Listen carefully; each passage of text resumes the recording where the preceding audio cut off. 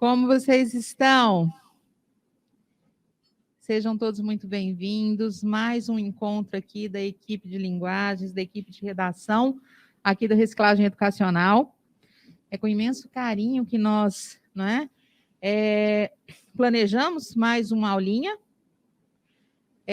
Hoje nós daremos foco muito mais na nossa prova de linguagens, tá? Sintam-se à vontade para perguntar, não deixem, essas dúvidas atormentarem a cabecinha de vocês, tudo bem? E eu acabei falando boa noite e não me apresentando, né? Eu sou a professora Mara, sou a coordenadora de redação em linguagens aqui da Reciclagem Educacional. Estou aqui com essa equipe maravilhosa, né? Enquanto coordenadora, eu só tenho que agradecer, tá? Foi um ano, né? Ainda um pouco atípico, mas que, com a colaboração de vocês, né, tudo aconteceu da melhor forma. Então, muito obrigada a vocês por existirem na minha vida, tá bom? E, meus queridos alunos, não deixem de perguntar, sintam-se à vontade, tá? Perguntem mesmo. Todo mundo aí de casa está ouvindo bem? Tranquilo? Então, tá bom. Então, nós estamos aqui, professora Júlia, sempre lindíssima. Professor Pedro, na alegria e na simpatia de sempre, né? E hoje nós temos aí a nossa estrela, né? A nossa estrela da noite, professor Gabriel. Né? Gabriel hoje vai mexer muito com o nosso coraçãozinho, né? Porque ele vem com a literatura, né, gente? Nada mais belo do que falar de literatura, não é verdade? Então, meu amor, seja muito bem-vindo. Hoje a palavra é sua, tá? E, galerinha de casa, nós estaremos aqui a postos, tá? Qualquer pergunta é só mandar para a gente, tá bom? Boa noite, Biel. Boa noite, gente. Arrasa, lindo. Obrigado. Boa aula. Vou ficar aqui, tá? Com você. Fica comigo, Ju. Oi, pessoal, tudo bem? Boa noite, gente. Oi, pessoal. Oi, pessoal do chat, tudo bom? Vamos lá, gente. Fico muito feliz hoje de estar encerrando assim, essa série de aulões aqui da equipe de linguagens da RE. Né? Vocês são meus alunos, eu dou aula de literatura aqui na Reciclagem, né? E a gente vem ao longo de todo esse tempo trabalhando a interpretação de textos, né? E trabalhando um pouco do que a gente vai ver hoje aqui. Então, essa aula de revisão é uma aula de resumo, certo? Principalmente. E o meu objetivo é mostrar para vocês como essas questões de gênero, raça e classe aparecem na prova de linguagens e principalmente na prova de literatura. Claro que eu vou fazer apontamentos aqui e ali, Júlia e Pedro também, sobre as outras competências e habilidades, mas esse aqui vai ser o nosso eixo norteador da discussão de hoje, tá bom? É um tema muito importante porque isso é um método. A interseccionalidade é um método de análise dos fenômenos sociais. E a literatura é um fenômeno social. Então, a gente deve olhar para a literatura também com esse recorte aqui, de gênero, raça e classe. Tudo bem? Tranquilo? Vamos lá, gente. Bom, o que a matriz de referência de linguagens diz em relação à literatura? Certo? A gente tem duas competências importantes, uma relacionada a artes e a outra relacionada a literatura, especificamente, certo? Quem é meu aluno aqui, todos vocês, a gente fala muito de competência 5, de habilidade, fala o tempo inteiro disso, né? Mas é importante aqui a gente revisar um pouco. Na competência 4, qual é o objetivo dessa competência? É mostrar como se dá a arte, né? Qual é a especificidade do texto artístico, das manifestações artísticas de modo geral, certo? Saber qual é a função dessa arte, saber explicar as diferentes culturas, padrões de beleza e preconceitos, né? E reconhecer também as manifestações dos vários grupos sociais e étnicos. Então, a arte aqui entendida, acho que é uma das primeiras coisas que eu falo nas minhas aulas a arte também, o que é arte, depende muito de quem diz que é arte. quais são as instituições que legitimam o fazer artístico, certo? A gente conversou bastante isso no início do ano, e é uma coisa que eu reitero aqui. A arte, né, ela tem a arte que a gente diz que é a arte, ela tem dois movimentos, um histórico, tem a ver com, por exemplo, a nossa arte é uma arte que vem principalmente da cultura ocidental, da Grécia, né? O gênero, a poética do Aristóteles é o nosso tratado mor da literatura, o primeiro texto teórico da literatura.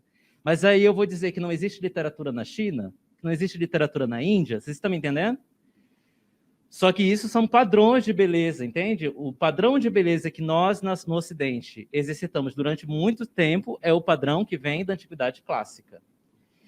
E reconhecer isso nas demais culturas é algo muito importante. E é algo que está previsto na nossa matriz de referência. Tudo bem? Reconhecer esses outros fazeres artísticos.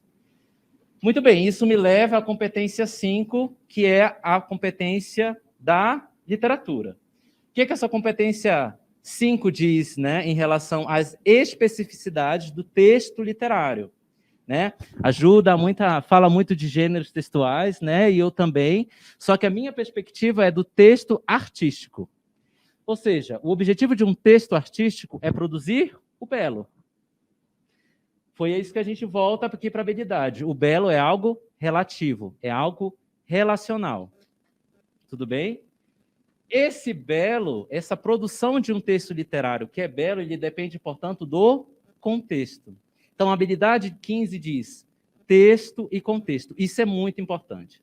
Muitas questões do Enem, no enunciado de literatura, no enunciado das questões, vão perguntar, e aí, qual a relação desse texto com o contexto? Porque, lembre, todo texto é situado em um momento histórico, em uma esfera social.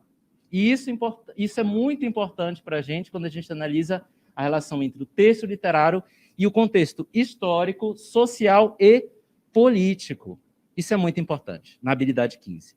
A habilidade 16 é a que vai falar principalmente sobre os procedimentos estéticos. Beleza. Como é que esse texto artístico é construído? Por meio de quê? A gente fala muito de figuras de linguagem, não é isso? Aqui é importante vocês lembrarem sobre o que é uma ironia, o que é uma metáfora, o que é, por exemplo, uma hipérbole, o que é um paradoxo. Todas essas informações sobre figuras de linguagem vão ser avaliadas aqui, ó, habilidade 16. E também como o texto, qual é a percepção do artista em relação ao próprio texto, né? O que o artista acha belo? Tudo bem? A habilidade 17, que é uma das habilidades que é o nosso foco de hoje, certo? A habilidade 17, a habilidade 15, mas a habilidade 17 diz sobre os valores sociais e humanos atualizáveis e permanentes no patrimônio literário nacional. Então, que tipo de valor permanece? Que tipo de valor é atualizado? Muda durante o tempo. Isso é muito importante quando a gente pensa lá no tema do nosso aulão, que é gênero, raça e classe. Tá. Qual é a perspectiva que eu tenho das mulheres? O que é ser uma mulher em determinado tempo histórico? O que é ser uma mulher no século XIX? O que é ser uma mulher no século XX? O que é ser uma mulher no século XXI? Que padrões sociais, que formas de ver a mulher estão aí ainda atualizáveis e que permanecem ou que persistem sobre a mulher. Quando a gente pensa na figura do negro, então, beleza, onde o negro aparece na literatura? E como ele aparece? Será que o negro ele tem esse papel de sujeito ou esse papel de objeto? A gente falou disso em umas aulas aqui sobre a questão do sujeito e a questão do objeto, né? O que eu quero dizer com isso o negro, enquanto sujeito, é aquele que tem uma atitude compromissada e que tem noção desse lugar de fala. Termos que a gente vai já explorar um pouco mais. O negro como objeto é aquele que tem a visão que aparece no texto numa visão distanciada. Então, sobre ele vai recair que tipo de valor? Os valores hegemônicos preconceituosos. Vocês estão entendendo? Então, o que eu gosto muito dessa habilidade 17 é perceber como um determinado grupo social é percebido na sociedade, né? E quando a gente fala de classe, quem tem poder? Quem é que tem poder para decidir o que é ou não válido? Quem tem o poder para deixar o outro sobre um papel submisso? Vocês estão entendendo? Quando a gente está falando de uma sociedade que está em um sistema capitalista, no sistema de produção capitalista, existe, portanto, aqueles que têm dinheiro e aqueles que não têm. E essas pessoas que não têm vão precisar buscar formas de conseguir. Como elas conseguem? Isso também vai aparecer na literatura. Tranquilo, gente? Então, aqui a habilidade 4 e 5, especificamente a habilidade 5, é a habilidade da literatura. E isso realmente aparece nas questões. Durante todo o ano aqui a gente fez muito exercício que eu sempre sinalizava, gente, qual é a... Percebam aqui, em que momento histórico está esse texto? Beleza, como esse sujeito poético, como esse narrador se porta em relação a esse contexto histórico? Ele é crítico em relação ao contexto? Ele é passivo, ele aceita? Ele é omisso, porque a omissão também é uma conduta política, também é uma postura política. Tudo bem? Pode passar, Ju, por favor. E a redação, né? Estou falando aqui de repertório, a gente vai falar mais de repertório, mas eu quero comentar a competência 2 e 3 para vocês, porque esse repertório aqui que a gente vai falar de literatura é um repertório legítimo e vale como um repertório que pode sim ser utilizado na redação de vocês. Eu acho muito chique. Tem uma redação do Lucas Phelps, que é aquela que eles citam 1984. Cara, que coisa mais chique e maravilhosa. É muito legal quando o aluno consegue articular a literatura ao texto, porque é realmente repertório legitimado, né? Então, trazer a literatura para o texto está previsto, é válido, né, Ju? Né, Pedro? É válido. E a competência diz, beleza, eu vou trazer, mas eu preciso articular isso à minha discussão. Não pode ficar solto. Não é enfeite. Isso deve ajudar vocês na argumentação. Tudo bem? Então, o repertório que a gente for trabalhar hoje, vocês podem e devem utilizar quando for preciso na redação de vocês. Tá bom? Pode passar, Ju. Muito bem. Então, vamos voltar aqui para o eixo, que é gênero, raça e classe. Tudo bem? Opa. Vamos lá, gênero. Vamos observar esses textos. Eu trouxe aqui 3 textos, três trechos, que a gente vai analisar algumas variantes aqui, principalmente o gênero, a raça e a classe. Observem, tá? Era no tempo do rei. Era no tempo do rei, essa aqui é a frase inicial, né? A primeira linha do romance Memórias de um Sargento de Milícias, de 1854. Tá, vamos pensar.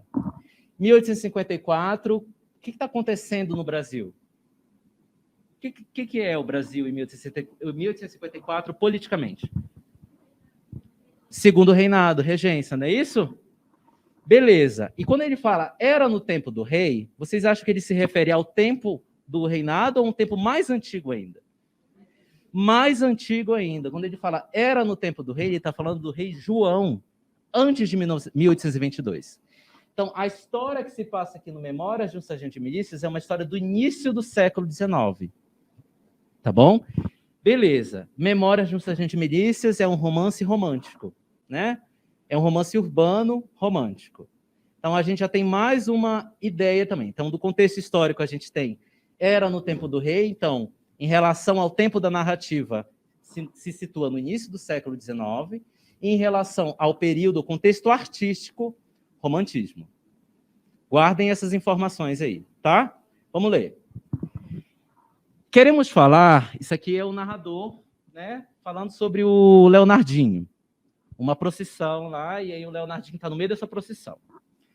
Queremos falar de um grande rancho chamado das Baianas, que caminhava adiante da procissão, atraindo mais ou tanto como os santos, os andores, os emblemas sagrados, os olhares dos devotos.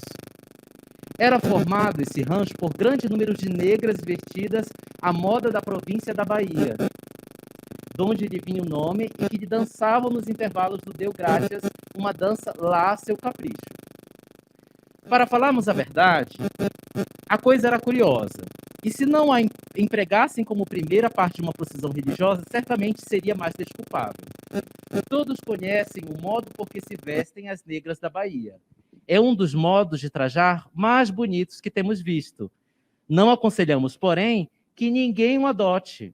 Um país em que todas as mulheres usassem desse traje, especialmente se fosse desses abençoados em que elas são alvas e formosas, seria uma terra de perdição e de pecados. Isso é o narrador do Memórias dos Sargentos Milícias falando sobre a procissão das baianas. Baianas, mulheres negras, porque logo depois ele vai descrever como eram as mulheres, a ala das baianas eram mulheres negras. E ele olha para esse caminho, né, da procissão e fala: cara, até que é bonito essas roupas das baianas, porém a gente não aconselha ninguém a se vestir como elas. Por quê? Porque uma sociedade que se respeita, que se preze, não vai, né, usar esses tais trajes, senão a terra seria de perdição e de pecado. Que ideia sobre a mulher negra está incutida aí? A sexualização da mulher negra, né? A sexualização da mulher negra. E como vocês percebem, o discurso aqui é moralizante. Então, o que a gente pode perceber? É que no romantismo existe um discurso moral. A educação moral dos jovens, os jovens leitores, né, dos romances urbanos, lembrem, isso aqui é um romance urbano, foi publicado em folhetim. Folhetim, jornal, certo? Quem podia ler? Pensem, quem era o público que lia? A aristocracia, a classe média alta. Quem podia ler? Quem sabia ler. Então, esse romance aqui serve também de educação. É uma educação moral sobre, prestem atenção, sobre um determinado tipo de roupa que as pessoas devem se vestir. Tudo bem? Então, mulheres negras sexualizadas. Atenção, elas atraíam olhares e tal, e aí você fica pensando, tá, elas atraíam olhares por causa da procissão ou por causa da roupa, por causa do corpo? Vocês estão me entendendo? Eu não trouxe aqui, mas aqui nesse mesmo livro a gente tem uma personagem que é a Vidinha. A Vidinha, ela é bem descrita bem assim no livro. É uma mulatinha de 18 a 20 anos, com a curva muito, né, com a cintura bem marcada, com peitos duros e não sei o quê. E logo depois diz que a Vidinha era uma lambeta, como eles diziam naquele tempo, ou seja, uma namoradeira. O Leonardinho, que é o nosso herói, né, o anti-herói desse romance, tem um caso com a Vidinha, mas ele casa com ela? Claro que não. Ele vai casar com a Luizinha, que é a menina que é o ideal romântico, muito branca, muito pálida, né, que é angelical, que é muito generosa, que é muito boazinha e que é rica. Tudo bem? Então percebam aí o valor, né, o olhar sobre a mulher negra aqui no romantismo, 1854. Não faz tanto tempo, se vocês fizerem a conta, tá? Pode passar. Obrigado, Ju. Aqui eu já trago um trecho do Cortiço. Não tinha como não trazer o Cortiço aqui, né? Vamos olhar agora sobre esse romance aqui, essa questão da mulher. Como a mulher é representada, a mulher negra, principalmente, né? O Cortiço, 1890, uma publicação de 1890 do Luiz de Azevedo, ou seja, naturalismo. Passou aí o quê? Uns 40 anos, né, de uma obra para outra. 40 anos depois, final do século XIX, temos aqui a obra O Cortiço, que trata da história do João Romão em busca do seu enriquecimento. Não é isso? Naturalismo, lembrem aí, guardem essas informações. Vamos lá. Ele quem? O João Romão. Ele propôs-lhe morarem juntos e ela concordou de braços abertos, feliz em meter-se de novo com um português. Porque, como toda cafusa, Bertoleza não queria sujeitar-se a negros e procurava instintivamente um homem numa raça superior à sua. Esse trecho aqui é muito, muito interessante, porque lembra algo que a Ju trouxe na aula passada sobre o determinismo social. Lembram disso? O que a gente percebe aqui, que está na visão do que o narrador traz em relação à Bertoleza, que a Bertoleza existe aqui uma condição de quê? De raça. Ou seja, o que a gente pode depreender? Que negros são inferiores a brancos. Biologicamente. Quando ela fala instintivamente, ela está falando que biologicamente negros, o narrador está falando isso, né? Que negros são inferiores a brancos, segundo essa visão determinista. Foi aquilo que a Ju comentou. Uma visão determinista é uma visão reducionista. Certo? Porque condiciona um sujeito a fatores externos. Sendo que vocês sabem que o ser humano é complexo, porque ele tem esse lado externo, mas ele também tem o interno. A subjetividade dele é muito importante. O que a gente está aparecendo aqui, então, que a Bertoleza ela está sendo encarada como objeto. Tudo bem? Aí ela continua. João Romão comprou, então, com as economias da amiga, presta atenção, com as economias da amiga, quem é a amiga? A Bertoleza, alguns palmos de terreno ao lado esquerdo da venda e levantou uma casinha de 2 portas dividida ao meio, paralelamente à rua, sendo a parte da frente destinada à quitanda e do fundo para um dormitório que se arranjou com os cacarecos de Bertoleza. Observa como ele vai descrever a pobre da Bertoleza. O narrador, né, se refere a Bertoleza. A Bertoleza, eu não contei, né, mas para quem não conhece no romance, a Bertoleza ela é uma escrava fugida, e ela está juntando dinheiro para comprar a alforria. E o João Romão oferece, não, vamos, eu vou te ajudar a comprar a alforria. E a coitada acredita e vai morar com ele. Pode passar, Ju. Tá. Trechos fortes, tá, gente? Para quem não conhece a obra, são trechos bem fortes. Ela diz assim, Bertoleza representava agora ao lado de João Romão o papel tríplice de caixeiro, de criada e de amante. Mourejava a valer, mas de cara alegre. Às 4 da madrugada estava lá na faina de todos os dias, aviando o café para os fregueses e depois preparando o almoço para os trabalhadores de uma pedreira que havia para além de uma grande capinzal aos fundos da venda. Então, além de uma esposa, de uma amante, ele também tinha uma escrava dentro de casa. O negócio que ele fez foi muito bom, porque ele vai ascender socialmente, enquanto a Bertoleza permanece sendo oprimida. Né? Ela vai ser explorada ao máximo. Tanto é que ele compra o terreno com o dinheiro dela, da alforria dela. Depois continua. Esse outro trecho aqui. Bertoleza é que continuava na cepa torta, sempre a mesma crioula suja, sempre atrapalhada de serviço, sem domingo nem dia santo. Essa, em nada, absolutamente, participava das novas regalias do amigo. Pelo contrário, à medida que ele galgava a posição social, a desgraçada se fazia mais e mais escrava e rasteira.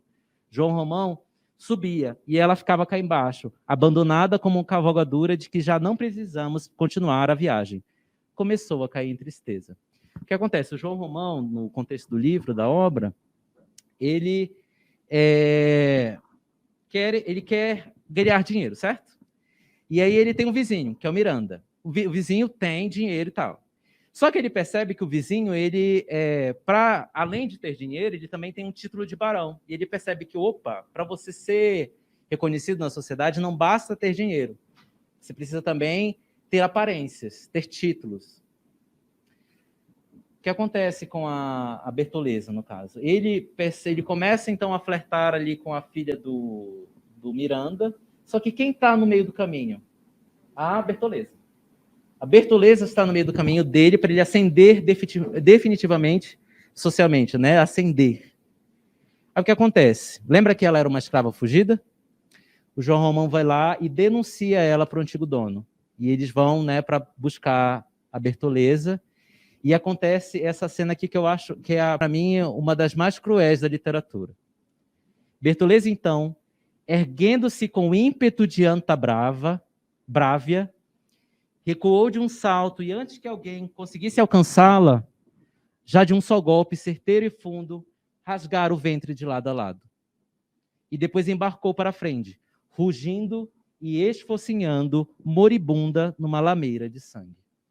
Ela descobriu, né, que de fato ele enganou ela durante todo, que ele usou do corpo dela do corpo como amante, do corpo como trabalhadora, para subir socialmente. E no final, ela assim, não vai querer voltar para a escravidão, né? Não quer voltar, e também tem essa decepção muito grande e se suicida. Chama atenção aqui para a maneira como a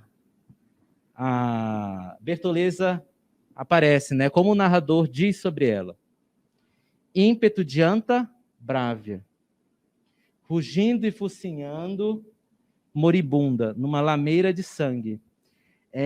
Vocês percebem um outro traço muito importante aí, se a gente está numa visão naturalista, determinista, a zoomorfização da Bertoleza. Então, o negro aqui, a negra encarada como bicho. Isso revela uma visão de mundo. Tudo bem? Se a gente pensa na habilidade 17, que tipo de visão é essa sobre o corpo negro? Sobre a mulher negra? Né? Pode passar, Ju. E como ela é retratada como mulher objeto. No final das contas, ela é só... Uhum. Uhum. Exato. Uma mulher objeto, exatamente, essa diferença. Ali é moral, aqui é crítico. Lá, né? Uma crítica ali. A gente tem uma crítica a essa conduta do capitalista, né? Que para alcançar seus objetivos passa por cima de todos, inclusive da amada. Se é que um dia foi amada. Né? Muito bem. Aí eu trago aqui agora um romance contemporâneo, Torturado, né, do Itamar Vieira Júnior, foi vencido. Ele é um romance de 2018. Agora a gente avança para a literatura contemporânea, mais ou menos um século depois, né, em 2018, o romance de 2018. Nesse romance, a gente tem a história de duas irmãs negras, né, no interior da Bahia, né? No meados do século... O romance é de 2018, mas a história se passa em meados do século XX. E aí o que acontece? Você tem a história dessas duas irmãs, a Bibiana e a Belonísia, né? Enfim, não vou dar muitos spoilers, que a história é muito boa mesmo. E aí o que a gente percebe? Que elas aqui são as protagonistas. Elas são sujeito da própria história. E elas têm consciência dessa posição. Inclusive consciência dessa condição opressora sobre elas. Né? E aqui eu trago, agora percebam que a narração está em primeira pessoa. Nas duas últimas, a narração estava distanciada. Aqui é a primeira pessoa, é a narradora Belonísia que fala, mulher negra, né, em relação ao casamento dela com o Tobias. Observem. Ele nunca havia feito perversidade como o marido de Maria Cabocla e de tantas outras que faziam das mulheres saco de pancada. Somente uma vez havia ameaçado me bater, quando me fez procurar uma calça puída que havia costurado dias antes para que vestisse. Gritou com seu jeito grosseiro e eu, me sentindo ofendida, não arredei o pé da cadeira onde costurava uma toalha. Ele levantou a mão como se fosse dar um tapa e a susteve no ar, quando interrompi a costura para mirar com os olhos ferozes os seus olhos. Como se o desafiasse a fazer o que ele queria, para ver se a sua bravura ultrapassaria a minha determinação. Senti um bicho ruim me roendo por dentro naquele instante, e talvez tenha sido a fúria que guardava. Pode passar, Ju. Aí ela continua. Sabia que mesmo depois de muitos anos, carregaria aquela vergonha por ter sido ingênua, por ter me deixado encantar por suas cortesias, lábia que não era diferente da de muitos homens que levavam mulheres da casa dos seus pais para lhes servirem de escravas, para depois infernizarem seus dias, baterem até tirar sangue ou a vida, deixando o rastro de ódio em seus corpos, para reclamarem da comida, da limpeza, dos filhos malcriados, do tempo da casa de paredes que se desfaziam, para nos apresentarem ao inferno, que pode ser a vida de uma mulher. Gosto muito desse diálogo que a gente pode perceber, né? Vocês percebem que tem um intertexto claro aqui. Né?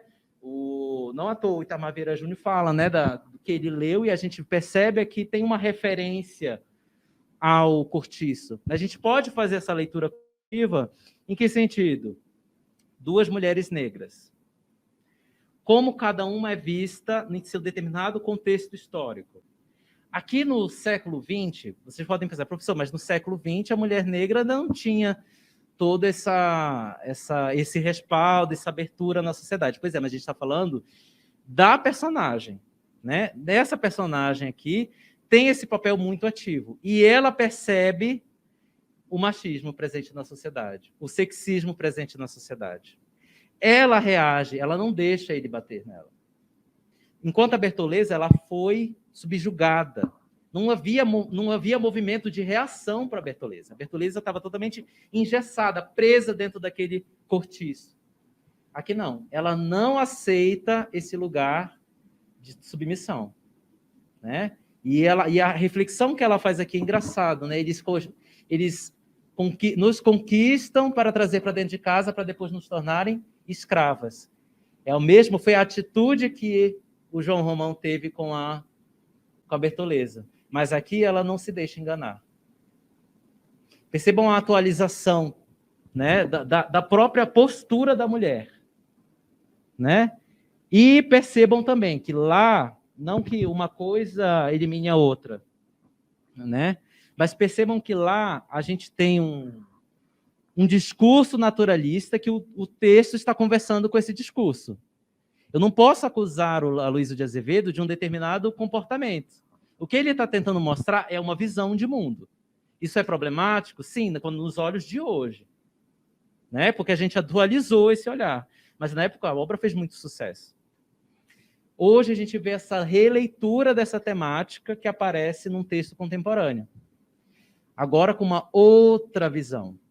Sabe-se lá daqui a uns 100 anos, quando um outro livro for publicado em relação a essa temática, que outro tipo de visão a gente não vai ter? E isso é muito legal da literatura, porque a literatura ela permite que a gente enxergue o mundo com outros olhos. E vocês vão falar, professor, a literatura é uma coisa que eu acho que a nossa primeira aula eu falo daquele texto do Função da Arte, do Eduardo Galeano, né? O Eduardo Galeano diz assim, naquele texto, que a arte o menino, vou contar para vocês brevemente a história, é um menino que ele nunca viu o mar, um menino nunca viu o mar, e o pai decide levar o menino para ver o mar, e o menino vê o mar, ele fica assim, né, admirado, contemplado, e ele fala para o pai dele, pai, me ajude a olhar o mar, a imensidão do mar. E o nome desse texto do Eduardo Galeano é A Função da Arte. Então, a arte permite que a gente consiga enxergar o mundo de uma outra maneira. E, de algum modo, a gente tem uma relação aqui também, esse mundo que é representado, ele não é o mundo real, tá? A literatura ela não tem compromisso com o mundo real. Mas esse mundo real, esse mundo criado, esse mundo ficcional, ele tem as mesmas regras, as mesmas valores que também regem o mundo real. Então, por uma relação de verossimilhança ali dentro, a gente percebe que, nossa, aquilo ali faz sentido. É muito real isso aqui. Quantas vezes a gente está lendo um livro de literatura, é totalmente ficção, é mentira, não tem nada a ver, você se identifica. Porque existe algo ali de real, algo ali que é tangível à subjetividade. Então, esse é o massa da literatura. Em relação à história, né, a gente vai trazer uns outros repertórios aqui, mas em relação à história, a história ela tem um lugar... Hoje isso é mais discutido, mais relativizado. Mas a história ela tem um apego maior com os documentos, não é isso? Já a literatura ela tem um apego com a subjetividade. Tipo assim, cara, o que foi viver durante a escravidão? O texto histórico vai trazer para a gente os fatos, como é, né, os documentos em relação a isso, fotos, registros. A literatura vai trazer como o sujeito se sentia naquele momento. Né, o que aproxima a gente do humano.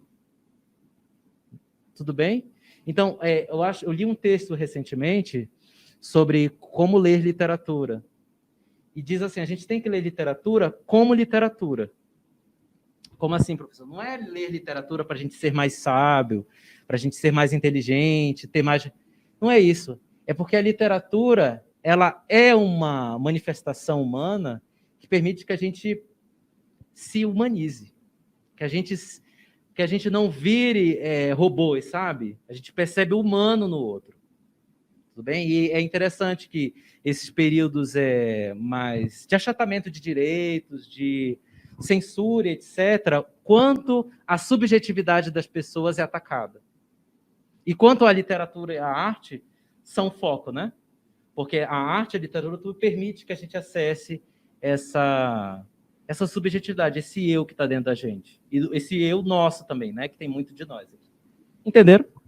Sim. Pessoal do chat, alguma dúvida? Gabriel Seu Linda. Obrigado, Mariana. Tudo bem? João Mateus. Pode passar, Ju. Vamos lá. Então, beleza, professor, o senhor falou desses textos literários, mas o que é interseccionalidade? Como eu disse para vocês, a interseccionalidade é um método. É uma maneira de olhar para o fenômeno social. E aqui eu escolhi esse método para falar de literatura. Quando eu mencionei o gênero, a raça e a classe. E eu vou ler para vocês a definição da Crenshaw, de 2012. Ela que define a interseccionalidade. Que aparece já na Angela Davis, no Mulheres, Raça e Classe. Né? Ela diz assim, a interseccionalidade trata especificamente da forma pela qual o racismo, o patriarcalismo, a opressão de classe e outros sistemas discriminatórios criam desigualdades básicas que estruturam as posições relativas de mulheres, raças, etnias, classes e outras. Além disso, a interseccionalidade trata de uma forma como ações e políticas específicas geram opressões que fluem ao longo de tais eixos, constituindo aspectos dinâmicos ou ativos do desempoderamento. Tá, traduzindo, o que isso quer dizer? Isso quer dizer que o machismo, né, o racismo e, né, a opressão de classe, certo? A opressão do sistema capitalista, essas três coisas, essas três variantes oprimem o sujeito. Que sujeito? Mulher, negra, pobre.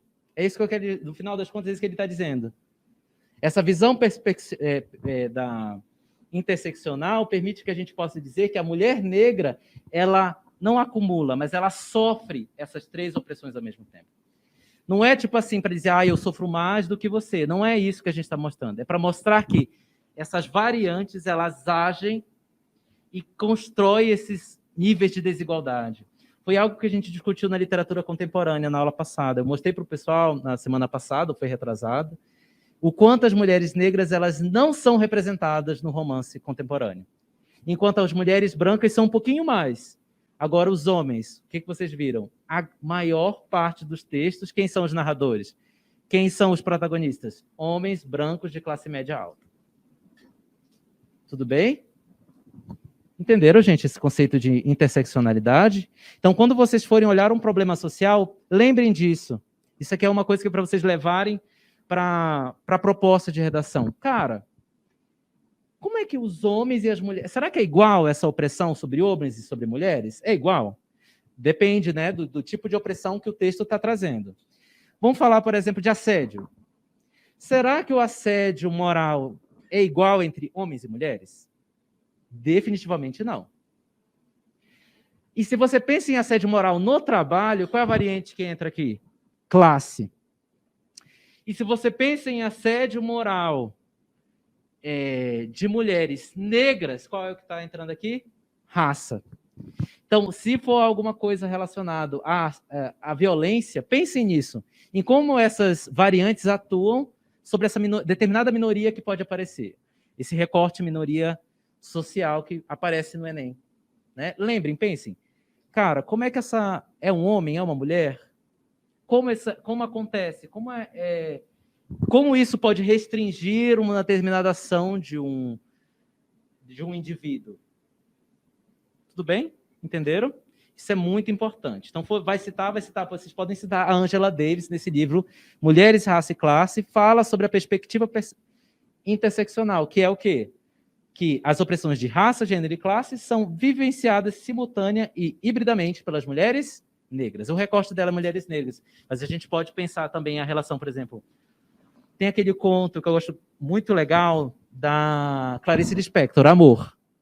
No conto Amor da Clarice Lispector, a gente vê uma mulher branca de classe média alta, né? Que ela dedicou a vida toda a quem? Aos filhos, à casa, tudo pela casa. Não é isso? Tudo, ela vivia tudo, fazia tudo pela casa. E aí, a Clarice Lispector, daquele jeito, né, traz um momento ali que ela se perturba e percebe, cara, qual é a minha existência? Será que a minha existência é essa? Cuidar dos filhos, cuidar da casa? Será que eu sirvo só para isso? E aí ela entra no Jardim Botânico, tem aquela série de epifanias e lembra dos filhos. Que o amor pelos filhos é maior e ela volta para casa e volta para o ciclo de opressão ali, né? Para o ciclo Ana, né? Começa com A e termina com A, começa de um jeito, começa do mesmo jeito. Como ela ali, a gente percebe que ali tem uma opressão de quê? De gênero. Sobre a Ana, né? A personagem do amor. E a Virginia Woolf fala muito disso, né? Que as mulheres, naquele Um Teto Todo Seu, a Virginia Woolf fala que as mulheres, elas precisam, para produzir, para trabalhar, para elas viverem, elas precisam de quê? De um trabalho. Então, o valor trabalho é muito importante para a emancipação feminina, para a independência, né? Feminina. Isso é muito importante. A Virginia Woolf, escritora inglesa, né, falando sobre o ato, porque ela, no início do século XX, escrevendo, claro que ela foi atacada, né, tipo assim, uma mulher escrevendo e tal, e ela diz, olha, para que uma mulher escreva como eu possa ser artista, ela precisa ter um teto todo dela. Ela precisa de ter condições materiais para produzir. Entenderam? Sim? Pode passar, Ju. Aí a gente entra num outro lugar, que é o lugar de fala. Vocês vão falar, professor, beleza, você falou então lá da Bertoleza, falou das baianas no romantismo, falou agora da Belonísia no romance contemporâneo, certo? Elas têm algo em comum, né? O que parece a Belonísia, que é essa que fala em primeira pessoa, ela tem lugar de fala. Segundo a Djamila Ribeiro, nesse livro aqui, Feminismos Plurais, observem aqui, feminismos plurais, ou seja, existe só um feminismo? Não, existem várias vertentes do movimento feminista. A Ju depois pode comentar se quiser. O lugar social não determina uma consciência discursiva sobre esse lugar. Então quer dizer que não é porque você necessariamente é negro que você tem consciência desse lugar. Porém, o lugar que ocupamos socialmente nos faz ter experiências distintas e outras perspectivas. Então, o que eu quero dizer com isso? É que não é que você, por ser negro, tem consciência das opressões a que você é submetido. Não é isso. Mas é saber que essas experiências, as opressões, elas vão passar com você porque você é negro. Vocês estão entendendo? O lugar de fala é isso. Você sofre essas opressões. Então, você, por vivenciá-las, você tem um lugar para falar sobre, você tem um lugar a partir do qual você pode falar sobre. Entenderam? Deu para entender essa diferença? Aí ela continua, o lugar de fala traz na sua essência a consciência do papel do indivíduo nas lutas, criando uma lucidez de quando você é o protagonista ou coadjuvante no cenário de discussão. Então, vamos pensar aqui. Vamos pegar um exemplo, eu e a Ju. Ju, mulher, eu, homem. E aí, acontece uma situação de violência, né? De assédio no trabalho, algo assim. E aí, eu vou falar, não, gente, eu vou falar de assédio. Sendo que quem sofreu assédio, né, hipoteticamente, foi a Ju. Quem é que tem lugar de fala para falar? Quem é que sofreu a experiência? A Ju. E a Ju tem consciência desse lugar, então ela vai, não, eu vou falar. Isso me impede de falar sobre assédio? Claro que não. Mas ela tem lugar de fala para falar sobre. E aí o que a Djamila diz? Não há silenciamento de vozes, na verdade. É justamente nesse ponto que queremos avançar. traz uma liberdade para cada grupo se reconhecer e entender em qual espaço se encontra, conforme o processo de organização e falar com propriedade a partir dele. Então, eu não vou excluir, a Ju não vai me excluir por falar, mas ela tem propriedade para falar, porque ela tem lugar de fala enquanto mulher. Porém, eu tenho lugar de fala também enquanto negro. Então, a gente pode ter um discurso aqui que dialogue entre nós. Eu posso escutar a partir do meu lugar de homem negro numa sociedade capitalista e ela, mulher branca, numa sociedade capitalista. As opressões são diferentes, mas existem opressões. Tudo bem? E a gente pode dialogar em relação a isso. Se a gente pode dialogar, isso me leva a um outro ponto, Ju. Pode passar. O lugar da escuta. Eu acho que esse aqui é o ponto que eu queria chegar. O lugar da escuta. Então, se eu estou no lugar de fala, a Ju está falando. O que eu tenho que fazer? Ouvir a Ju falar. Eu tenho que ouvir a Ju falar porque a escuta é um ato solidário. É um ato dialógico e social. A gente precisa ouvir. Muito se falou sobre o lugar de fala. É importante frisar o lugar de fala, mas o lugar de fala ele não é aprisionador. Ele abre para a discussão. Se ele abre para a discussão, ele abre as perspectivas, então ele abre para a escuta. Então a gente precisa escutar. Aí olha o que o Moura diz.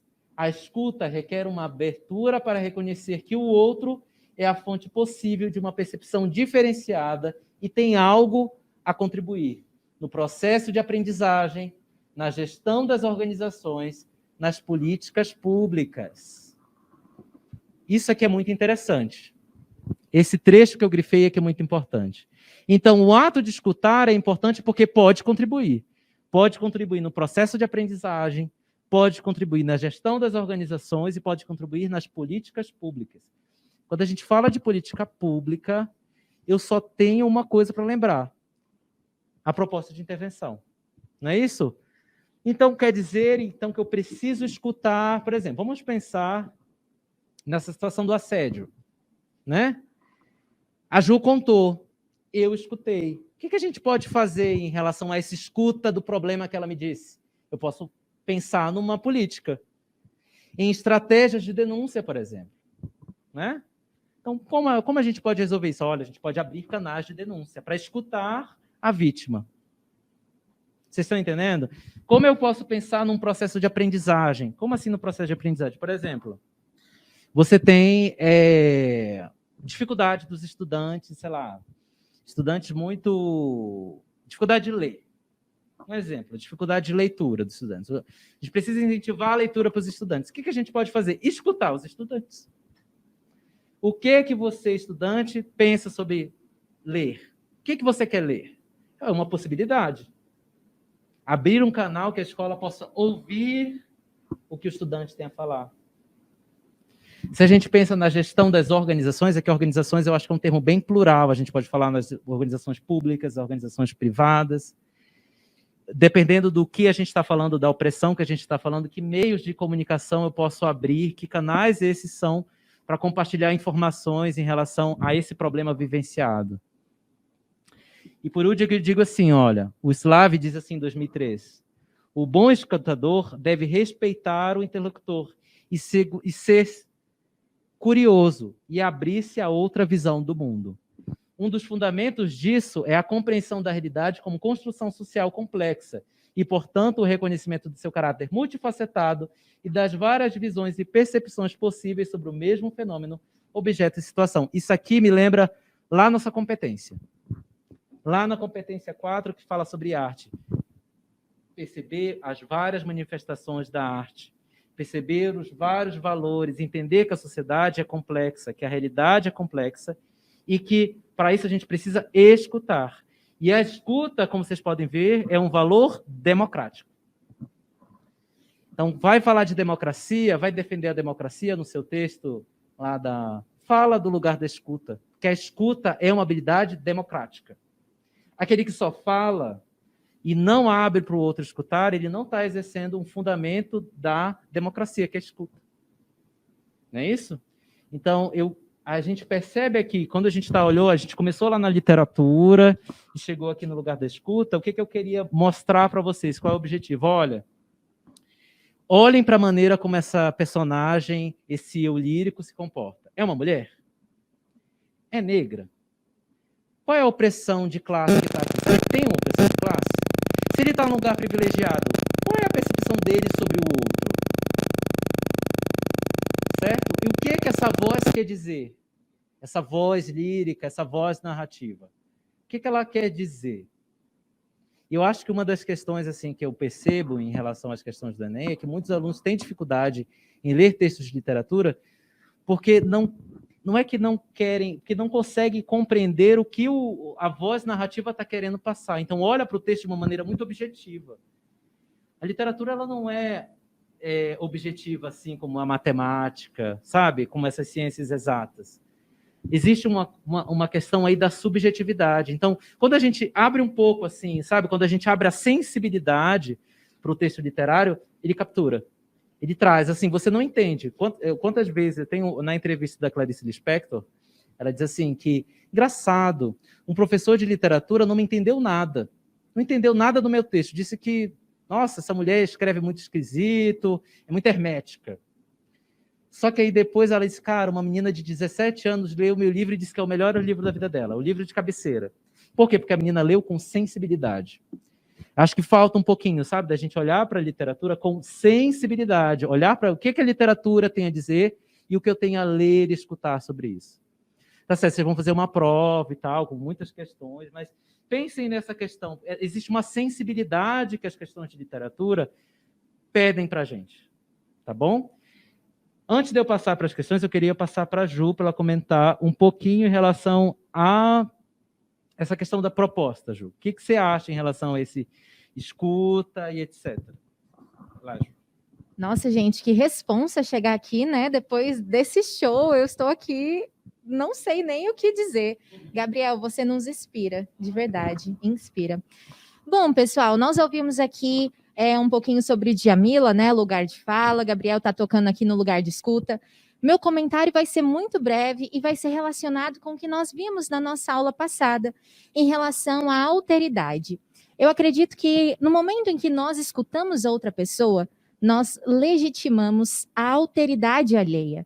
Porque se você para e respeita aquilo que aquela pessoa está te trazendo, você respeita a história de vida dessa pessoa, você respeita os posicionamentos dessa pessoa, por mais que você não concorde com eles. Então, gostaria que vocês pensassem nessa pontinha de relacionar a alteridade com o lugar de escuta. Nós legitimamos, nós reafirmamos o valor humano daquela pessoa. E, portanto, tudo baseado em respeito, nós conseguimos observar que a partir do momento em que uma pessoa que talvez seja um pouco mais, digamos, privilegiada para ter aquele local de fala, ao mesmo tempo torna o seu interlocutor dialogicamente e dialeticamente na sua mesma posição de considerá-lo como um ser humano. Então, gostaria de fazer esse breve comentário, gente. Vamos voltar aqui para o Gabriel, não é mesmo? Estou aqui acompanhando o chat, galera. Hashtag Gabriel, seu lindo. Ah, obrigado. Eu penteei o cabelo hoje, gente. Vamos lá. Ele tá cheiroso, viu, gente? Tô bem cheiroso. Ele usa Miss Dior. Vamos lá. Vamos lá, pode passar. Vamos lá. Como essas temáticas aparecem na prova do Enem? Oi. É. Desculpa, gente. Sou novo. Diga, amor. Não, na verdade, eu queria fazer uma pergunta mais relacionada com o que você estava falando sobre o lugar de fala. Uhum. Porque você falou sobre a consciência desse lugar de fala e tudo mais, e também sobre a própria dificuldade de reconhecer o seu próprio lugar de fala. Uhum. Ou de tentar se distanciar, até para tentar, talvez, minimizar a dor, por exemplo. E aí eu me lembrei do que você falou na semana passada sobre o Sérgio Vaz, na Oração dos Desesperados. Fiquei pensando se tinha como a gente traçar algum paralelo. Nossa, com certeza, do Sérgio Vaz, né? Bom, o Sérgio Vaz, escritor contemporâneo também, poeta contemporâneo, ele lança o Oração dos Desesperados, que é a obra obrigatória do PAS, né? Do programa de vestibular seriado da UNB, e do PAS 1, né? E nesse poema, né, ele fala sobre ser negro, tipo assim, você ser negro pode ser uma consequência, na verdade, ser é consciência. Então, ser negro, esse sujeito negro, né, ativo, compromissado, é um ser que tem consciência desse lugar de fala. Você entende? Ter consciência desse lugar de fala é entender que, cara, em que posição eu estou? Quais são os meios estruturais, materiais a que eu estou colocado? E se tem a ver com a minha cor? Se tem a ver com a minha cor, tem um laço histórico aí que está colocado. Então, é ter consciência disso. Tanto é lá que no poema ele fala sobre senzala. Então, ele tem consciência desse referencial histórico. Aí você fala assim, nossa, isso é uma coisa que eu também vejo muito, que a gente conversou nessa aula também, sobre, nossa, fulano é negro, mas é racista. A mulher é mulher, mas ela é machista. Então, na verdade, o que a gente percebe é que eles reproduzem as estruturas de opressão. Eles não têm como ser o opressor. Na verdade, eles reproduzem o que está internalizado. Então, não há consciência em relação. O que é isso? É um racismo internacionalizado, é um machismo que está internalizado nessa mente, que molda um olhar, né? E que, infelizmente, aprisiona essa pessoa aquele contexto ali de lugar de fala. Então, por isso que a gente vê tantas contradições, né? Tanta coisa esquisita aparecendo para a gente, mas como é que pode um gay conservador? Você fica assim... Não, é porque essa pessoa ela internalizou a opressão, né? E tem que ver também essa questão do poder, né? Porque eu posso muito bem internalizar o poder, porque eu quero me aproximar do poder. Então é muito mais vantajoso para mim eu estar do lado dos fortes do que dos lados dos oprimidos. Não é? Tipo assim, se vocês pensarem numa visão até numa visão utilitarista. Tipo assim, cara, desculpa a impressão, mas estou na merda. O que eu vou fazer? Vou ficar aqui nessa posição de oprimido ou vou buscar alguém que possa me ajudar? Então, o poder, ele também é muito... Isso me lembra muito Foucault. Ele diz que o poder ele não é só algo que oprime, o poder também seduz. Então, o poder, a linguagem, né, ela seduz. Então, aquele que tem poder e consegue seduzir, ele consegue captar almas que estão oprimidas. Né? Tanto é que o próprio Paulo Freire fala, né, que o problema quando a gente não tem consciência de classe é o sonho do oprimido, né? O sonho do oprimido é virar o opressor, ser opressor, porque internalizou a estrutura de opressão e acha que por meio do poder também vai se sair muito bem. Só que qual é o problema disso? Você repercute a mesma estrutura e permanece o status quo, não muda o estado das coisas. Tudo bem? Entendeu? Respondi. Acho que foi até além, né? Vamos lá. Vamos lá. Como essas questões aparecem no Enem? Então, eu selecionei 3 questões para a gente olhar. Acho que vocês já devem ter visto essas questões por aí, mas vamos analisar. Bora lá. Quando vocês estiverem fazendo questão do Enem, eu sempre digo, olha para quem? Para a fonte. Primeiro, olha para a fonte. A fonte já pode te dar uma informação que você pode pescar aí. Bernardo Guimarães, a escravizaura. Tá, professor, mas o ano de publicação é 95, mas eu sei que Escravizaura não é de 95. Escravizaura é um texto romântico. Pula aqui uma informação importante. Romantismo. Professor, não conheço o autor, porque vai acontecer, né? De vocês olharem para a fonte e não vão conhecer. Tudo bem, mas já é uma estratégia para facilitar a vida de vocês, localizarem. Romantismo. Beleza, aí passa para mim, Ju. Vai para o enunciado da questão. A personagem Isaura, como afirma o título do romance, era uma escrava. No texto apresentado, os sofrimentos porque passa a personagem. Então, os sofrimentos porque passa a personagem. Então, a gente tem que ver que sofrimento é esse que a personagem está submetida. É uma mulher. Pode passar, volta lá, Ju. Vamos lá. Essa é a questão do Enem 2009. Pobre Isaura. Sempre e em toda parte está com esta contínua importunação de senhores e de escravos, que não a deixam sossegar um só momento. Então, a Isaura, ela realmente sofre uma questão aí de gênero, né? Sexismo. Ela é perseguida, ela é assediada por senhores e escravos. Como não devia viver aflito, atribulado aquele coração? Eu acho interessante aqui a seleção lexical dos românticos, né? E a pontuação, né? Esse texto que é tão pomposo, né? Como não devia viver aflita, atribulada aquele coração? Dentro de casa, contava ela 4 inimigos. cada qual mais porfiada em roubar-lhe a paz da alma e torturar-lhe o coração. Lembra que na narrativa romântica, o texto, né, romântico, ele tem essa visão do mundo de vilão e mocinho. Ela é a mocinha, né? Está sofrendo. Essa visão dicotômica do mundo, né? Que é problemática também. Mas voltando aqui. 3 amantes, Leôncio, Belchior e André, e uma êmula terrível e desapiedosa, Rosa. Fácil lhe fora repelir as importunações e insolências dos escravos e criados. Mas que ele seria dela quando viesse o Senhor? Tá, nesse trecho, assim, não sei quem conhece a obra da Isaura, mas eu não vou contar não, porque senão eu vou acabar denunciando aqui o item, né? Mas percebam que ela consegue se livrar de que tipo de importunação? Dos escravos e dos criados. Então ela tem um privilégio. Ela tem um privilégio. É um privilégio de quê? De classe. É o privilégio dela, porque ela consegue se livrar das importunações de escravos e criados. Tá, professor, mas se ela é uma escrava, como assim? É porque que vocês podem perceber aqui que ela mora com os senhores. Ela está com os senhores. Tudo bem? Dentro de casa, contava ela com 4 inimigos. Pode passar, Ju. Muito bem. No trecho apresentado os sofrimentos, porque passa a protagonista. Vamos lá, letra A.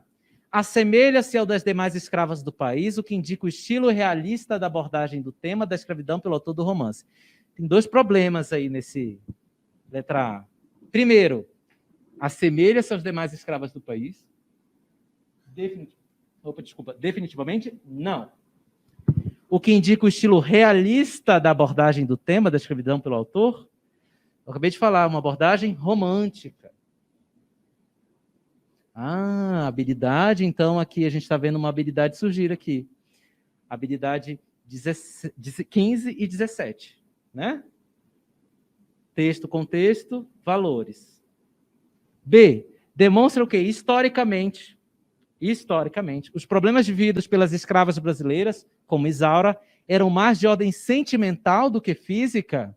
Claro que não. Né? Só que isso é interessante. Esse item dá uma dica de leitura sobre o texto. Ordem sentimental. Então, parece que as opressões da Isaura, esse assédio da Isaura, está mais para o lado sentimental. Mas isso é verdade? Não. Né? Os problemas vividos pelas escravas brasileiras eram mais de ordem sentimental? Definitivamente não. Letra C. Diferem dos que atormentavam as demais escravas do Brasil do século XIX, o que revela o caráter idealista da abordagem do tema pelo autor do romance. Nossa, essa aqui fez check, check, check, check. Né? Difere, de fato, da realidade das escravas, um caráter idealista. Aham, romantismo, idealização. Do tema pelo autor do romance. Então, letra C. Mas vamos ver as outras, só para a gente confirmar. Indicam que, quando o assunto era o amor, as escravas brasileiras, de acordo com a abordagem lírica do tema pelo autor, eram tratadas como as demais mulheres na sociedade? Não, na verdade, as mulheres eram sexualizadas. Né? E letra E, revelam a condição degradante das mulheres escravas no Brasil, que, como Isaura, de acordo com a denúncia feita pelo autor, eram importunadas e torturadas fisicamente pelos seus senhores. Ao que parece, essa aqui poderia ser a mais próxima, né? A letra C e a letra C e a letra E. Agora, por que não é a letra E? Como é que é? Ela não é torturada, ela é ameaçada de ser torturada, mas ela não é. Então, por isso, letra C. E qual é a história do romance? Né? A Isaura é uma escrava branca. É uma escrava branca como marfim. Né? Ela foi adotada pela senhora da casa, ela é filha de uma negra escrava, né? Que vem a óbito, né? E ela tem um pai, tá? Que é o pai que vai tentar pagar a alforria dela. E a Isaura, ela vive dentro da casa, né? Da casa grande. Então, a Isaura, ela não sofre o preconceito, a opressão de raça. Ela, sim, ela sofre a opressão de gênero. Mas de raça, não. E de classe, sim, em alguma medida, mas ela tem os privilégios da Casa Grande, porque ela podia andar pela Casa Grande. Vocês entenderam? Por isso é uma posição idealista, porque não é uma abordagem realista do assunto. Não é uma social, sim, no texto do Bernardo Guimarães, mas é uma crítica que não é aos moldes realistas, né? Com aquela crítica mordaz, com sarcasmo e ironia, né? Tudo bem, gente? Entenderam por que a letra C? Sim? Sim? Próxima, o mulato. O mulato, Enem 2014, o mulato, 1966, mas eu sei que Aloysio de Azevedo é o mesmo escritor, né, o mesmo autor do Cortiço, então, naturalismo. Posso puxar uma setinha e colocar naturalismo. Se eu sei, né? Passa para mim de novo, Ju. Vamos para o enunciado. O texto de Aloysio de Azevedo é representativo do naturalismo vigente no final do século XIX. Nesse fragmento, o narrador expressa fidelidade ao discurso naturalista. Então, o que a gente tem que ver? Como o narrador, quem é o narrador? Aquele que conta a história, né? A voz que está contando a história, expressa fidelidade a esse discurso naturalista. A gente tem que entender que discurso naturalista é esse. Volta lá, Ju. Obrigado. Ana Rosa cresceu. Aprendera de cor a gramática de Sotério dos Reis, ler alguma coisa, sabia rudimentos de francês e tocava modinhas sentimentais ao violão e ao piano. Não era estúpida. Tinha a intuição perfeita da virtude, um modo bonito e por vezes lamentara não ser mais instruída. Conhecia muitos trabalhos de agulha, bordava como poucas e dispunha de uma gargantazinha de contralto que fazia gosto de ouvir.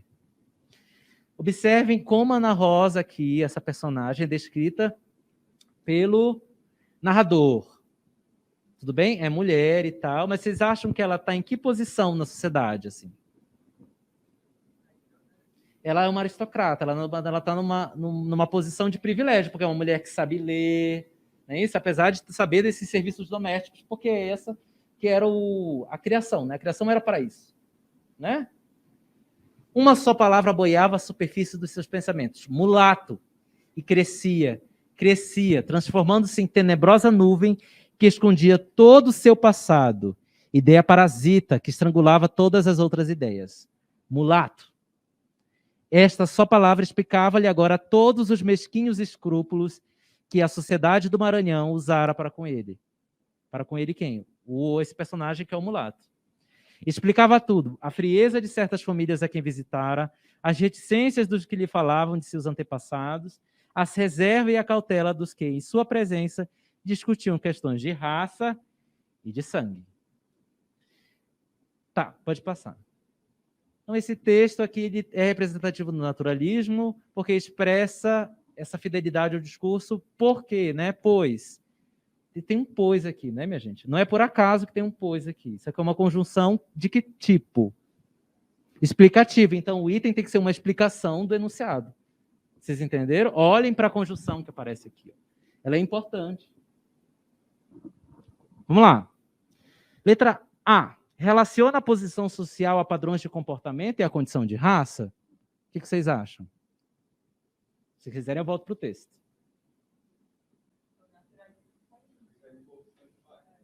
Deixa essa aqui em stand-by, um pontinho aqui. Gostei dessa. B. Apresenta os homens e as mulheres melhores do que eram no século XIX? Não. Tem essas absurdas, né? Que a gente pode dizer, não é essa. Mostra pouca cultura feminina e a distribuição de saberes entre homens e mulheres? Distribuição de saberes? Não. D. Ilustra os diferentes modos que o indivíduo tinha de ascender socialmente? Não. Letra E. Critica a educação oferecida às mulheres e os maus tratos dispensados aos negros? Por que não é a letra E? Porque é o que parece... Critica a educação oferecida às mulheres, porque não critica a educação oferecida às mulheres. Tem um discurso crítico em relação à visão que o mulato tem, né? No final, mas não tem essa em relação à educação. Por isso, letra A, relaciona a posição social a padrões de comportamento e à condição de raça. Isso aqui é uma visão determinista. O que é o determinismo social? É entender que o indivíduo está condicionado ao externo, ao local, a raça, uma questão genética, é a questão do fato histórico. A história também condiciona o indivíduo a um determinado comportamento. E como eu disse, uma visão determinista é uma visão reducionista, que não traz a complexidade do indivíduo. Aí vocês vão dizer, professor, mas por que isso aqui é? Porque, pensem, era uma abordagem cientificista que estava entrando também no Brasil. e a literatura pescou disso também, de olhar para a obra, para a sociedade, como um experimento, né? Deixa eu ver quais são os fatores que fazem esse indivíduo ser assim, né? Só que nesse discurso entra uma visão hegemônica, né? Que é espelhada ali naquele texto. Pode passar. Bom, poema. Vocês amam poema no Enem? Tipo, amam. Tá, das irmãs, Sônia Queiroz, professor. Não sei quem é Sônia Queiroz. Tá bom. Passa lá. O Sacro Ofício, tudo bem, não é uma informação relevante, parece, então, né? Não sei quem é, mas é um poema. Tá bom? E eu sempre digo, literatura, você tem uma questão de forma e de conteúdo. Então, olhem para a forma do poema. Quando eu digo forma, eu estou dizendo como esse texto está estruturado. São 4 versos, né? 1, 2, 3, 4. E 4 estrofes, né? Será que tem alguma espécie de simetria? Sim, há uma espécie de simetria. Não é uma simetria, por exemplo, do verso rimado, etc., mas existe uma simetria. Observem que o primeiro verso de toda estrofe é maior que os versos que vêm em seguida. Então, essa forma pode dizer sobre um conteúdo. Tá bom? Tá, aí a gente vai para a leitura do texto. Tá bom? Das irmãs. Os meus irmãos sujando-se na lama, e eis-me aqui cercada de alvura e enxovás. Eis-me aqui cercada. Percebam, um eu lírico aqui, que é um eu lírico feminino. Isso é importante, vocês identificarem no poema quem é a voz poética. É homem? É mulher? Será que dá para identificar essa voz? Será que é uma voz distanciada? Acontece também, uma voz que não aparece aí, nem como masculina, nem como feminina. Mas aqui é uma mulher. Pelo menos o sujeito lírico aqui que está se manifestando é uma voz feminina. Aqui cercada de alvura e enxovás. Então, irmãos, e ela lá na alvura, cercada de alvuras e enxovás. Ele se provocando e provando do fogo, e eu aqui fechada, provendo a comida. Então, ela está lá cercada de alvura e enxovais e servindo a comida. Então, ela está em que ambiente? Um ambiente doméstico. Né? Vocês conseguem perceber isso? Ele se lambuzando e arrotando na mesa, e eu temperada, servindo contida. Então, ela trabalha na limpeza, ela faz o serviço doméstico e ela também serve, né? Os meus irmãos jogando-se na cama, e eis-me aqui afiançada por dote e marido, vendida. Né? Mulheres trocadas por uma questão financeira, que é algo muito comum no século, se a gente pensar, né, nas relações sociais do século XIX até início do século XX, isso era muito comum. Né? Essa questão do dote, da troca. Mulher como mercadoria mesmo. Tá, então entendi. Existe uma diferença aqui. Seu lírico aqui está numa posição e existe um outro. Quem é esse outro? Os irmãos.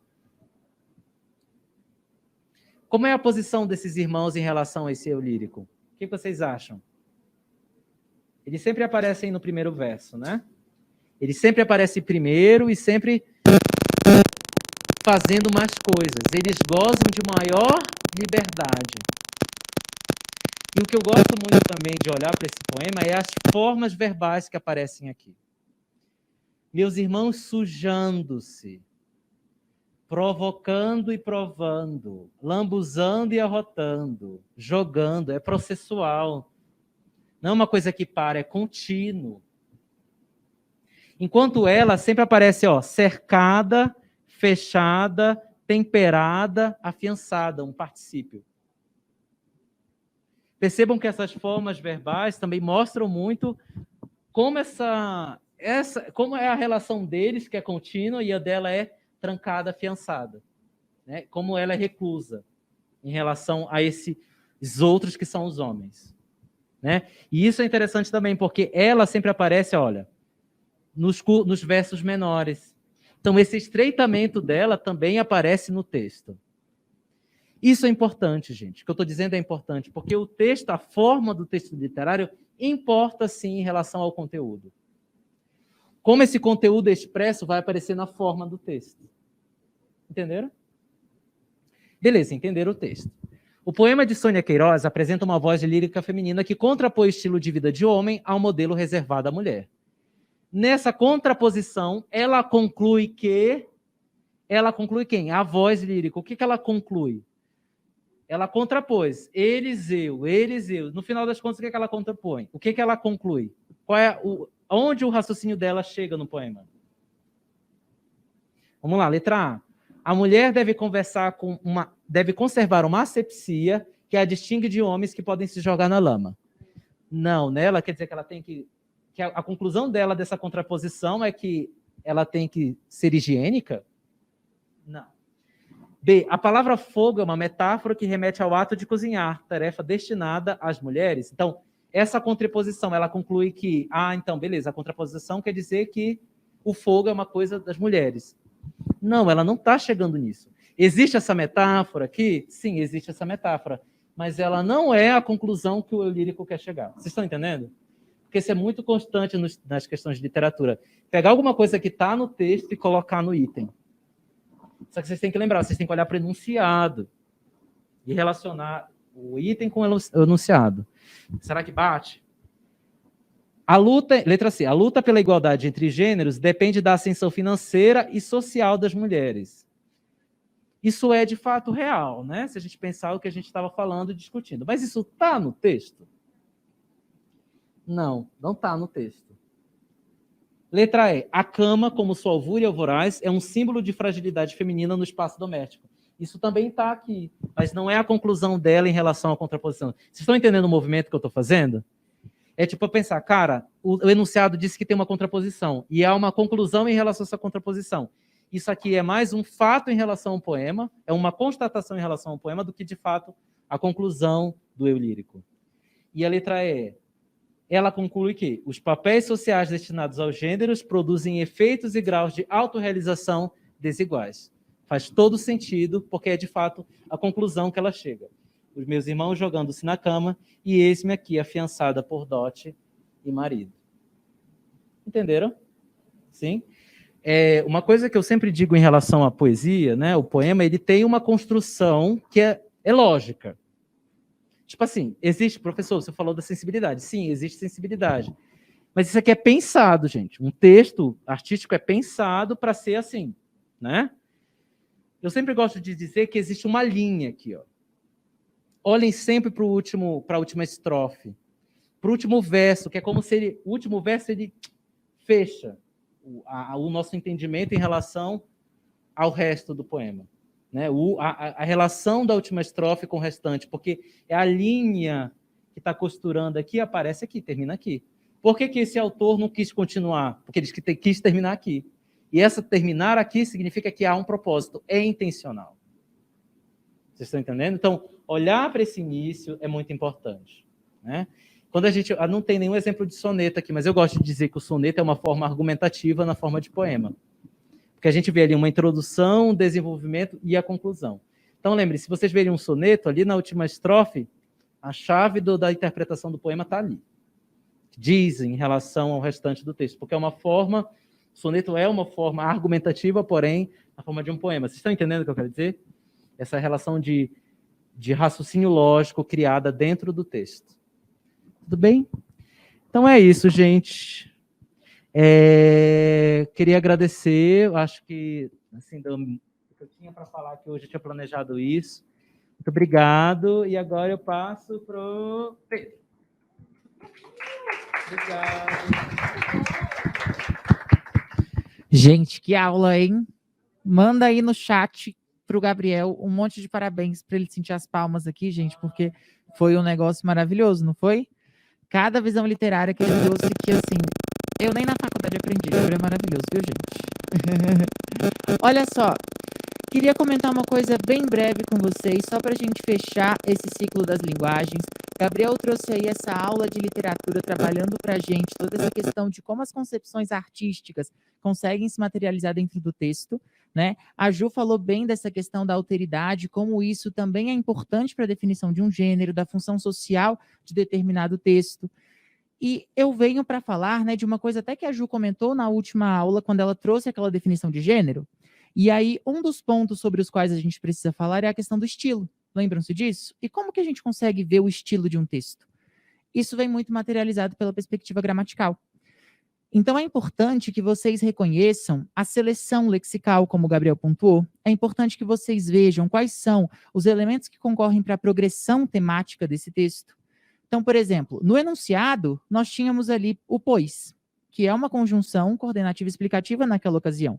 Portanto, a gente precisava partir daquela ideia de que o texto precisaria explicar alguma coisa sobre o enunciado e a gente chegava àquela conclusão. Percebe? Quando a gente olha, por exemplo, para a seleção dos verbos, veja essa última questão que ele trouxe. Os verbos aparecendo ali num gerúndio, trazendo essa ideia de progressividade. E olha como esse silenciamento também era materializado gramaticalmente. A mulher nem verbo a gente tinha. Havia um apagamento, havia uma elipse daquele verbo. Percebe? E por esse motivo, a gente consegue ver como a gramática ela respalda essa nossa análise. Né? Então, a gramática ela vem no Enem não de uma forma explícita, te perguntando determinado termo, determinada função sintática, mas você precisa tê-la como uma base para a sua leitura. Você precisa entender como que se dá uma seleção de estrutura gramatical. Isso me lembra, por exemplo, uma habilidade que não foi citada, mas é a habilidade 18, que aí já não está dentro do campo da literatura, né? E essa habilidade 18, ela casa muito com a perspectiva do gênero textual, da tipologia textual, porque a gente tem de observar a estrutura, a organização do texto, para que a gente entenda como o nosso tema vem crescente dentro daquela construção textual. Por essa razão, pessoal, observem bem a seleção lexical, a utilização de elementos coesivos, os elementos modalizadores. Quando o Gabriel estava fazendo a leitura de O Curtiço, ali daquele trechinho, eu me atentei muito ao advérbio instintivamente. Olha como o instinto está muito atrelado a essa perspectiva do animal. Então, o advérbio que traz para a gente essa modificação de uma estrutura verbal, de uma estrutura adjetiva, ou de uma estrutura de um outro advérbio, também traz para a gente uma significação. Então, vejam como a gramática consegue respaldar essa nossa leitura. Tá? Isso é o ponto mais importante. Eventualmente haverá alguma questão ou outra que faça um recorte gramatical, perguntando da intenção discursiva quando eu utilizo determinado sinal de pontuação, coisas nesse sentido, mas o mais importante dentro de uma prova como a de linguagens é que vocês observem como a gramática vem para que a gente reflita sobre a composição daquele texto. E como essa gramática vem para ou trazer uma variedade regional, ou trazer uma concepção estética do autor, percebe? Ela sempre vem como um respaldo para que a gente atinja as intencionalidades discursivas, tá? Pensem bastante nisso. E olha só, pessoal, a prova está chegando, eu sei que é um momento de mais tensão, mas ainda assim, vocês estão muito preparados para esse momento, tá? Galerinha aqui da reciclagem teve uma trajetória lindíssima, né, nesse ano. Eu, Gabriel, Ju, Mara também ali à distância, na coordenação, trabalhando para o bem de vocês, para que a gente consiga ter um excelente resultado lá no dia 21, que é o nosso grande dia, o nosso dia esperado. Então, façam com calma, tenham muita atenção às leituras, mas o mais importante, que eu acho que é o modo como a gente deve fazer tudo na nossa vida, divirtam-se. Vocês vão conseguir aplicar o que vocês aprenderam ao longo desse ano. Não é um bicho de 7 cabeças. É mais um papel cheio de letras que você vai ler e você vai conseguir depreender o que ele tem a te dizer. Porque vocês são capazes. Vocês conseguem aprofundar a leitura do texto, vocês conseguem aprofundar a leitura da redação, porque vocês são capazes de entender o mundo a partir desse momento. Então, enxerguem aquela prova como esse último passo que você precisa dar. E esse último passo que vai viabilizar a realização de um grande sonho que você tem. E, gente, o que viabiliza a realização de um sonho não é um bicho de 7 cabeças, é uma coisa boa, percebe? Então, divirtam-se. Eu estou torcendo imensamente por vocês. Ah, maravilhoso. Galera que está em casa, já termino a minha fala. Olha só, você que estava em casa, galera que está aqui também, se quiser preencher a pesquisa, pega no chat, a gente disponibilizou o link para vocês. Responda essa pesquisa para que vocês falem como foi o aulão, como foi a experiência digital, como foi a experiência presencial. Assim a gente consegue ver todos os tópicos, né, em relação a tudo, para que a gente sempre melhore, porque é tudo por vocês, tudo para vocês, sempre, sempre, sempre. Mas só para fechar mesmo, uma excelente prova, uma excelente caminhada, tá? e sempre, sempre, sempre contem com a reciclagem educacional. A gente sempre vai estar de braços abertos para vocês, para comemoração, para tudo, tá bom? Um grande beijo, uma boa noite e uma excelente prova no domingo, gente. Tchau, tchau.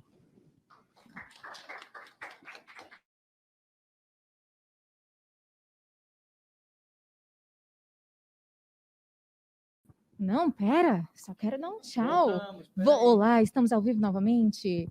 Gente, só para dar a minha palavra aqui, ao longo do ano vocês trabalharam muito duro. A nossa equipe de língua portuguesa, Mara, Gabriel, Pedro, as meninas da correção de redação, nós vimos a evolução de vocês emocional, teórica, enfim. Essa evolução, saibam que ela aconteceu e confiem em vocês. Lembrem-se sempre de que uma prova não define o seu nível de aprendizado e, sobretudo, não define quem você é. Faça essa prova com gosto, assim como o Pedro conversou com vocês. Divirtam-se e não se esqueçam de que, sim, vocês são capazes. Olha onde vocês chegaram, vejam onde vocês querem estar. Confiem, galera. Nós estamos aqui sempre torcendo por vocês. Sempre. Beijo. Gente, um beijo. Um beijo. Tchau, gente. Agora sim, tchau.